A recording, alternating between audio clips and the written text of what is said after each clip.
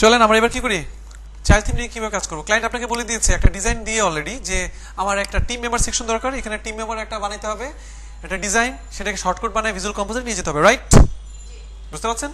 এখন এখন সব কাজ সেই আগের মতন। আপনি একটা কি করবেন, পোস্ট টাইপ রেজিস্টার করবেন, তাই তো? তাহলে প্রথমে ফাংশন, কারণ হুক নিতে হবে আমাকে। এবার লেখেন ব্লাইন্ড চাইল্ড বেসিক ফাংশন। ব্যাপারটা বুঝতে পারছেন? এখানে হুক কোনটা, অ্যাড অ্যাকশন কপি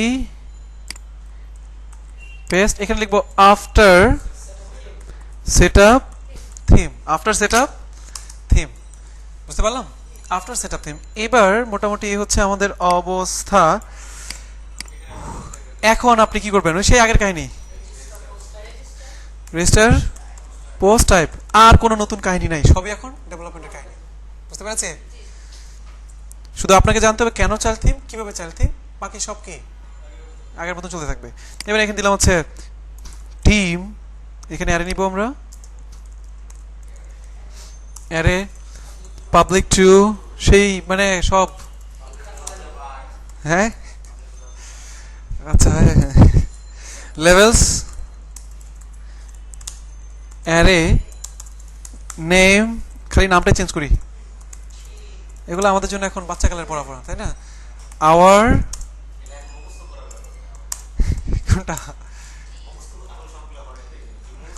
ও আচ্ছা আচ্ছা, ও আচ্ছা আচ্ছা, হ্যাঁ হ্যাঁ। এবার দেখেন তো কাজ করে কিনা, এখানে অ্যাড হয় কিনা দেখেন। বাকি কাহিনী সব আমাদের জানি। শর্টকাট বানাবেন, ফাংশন পিছিয়ে বানান, বুঝতে পারছেন?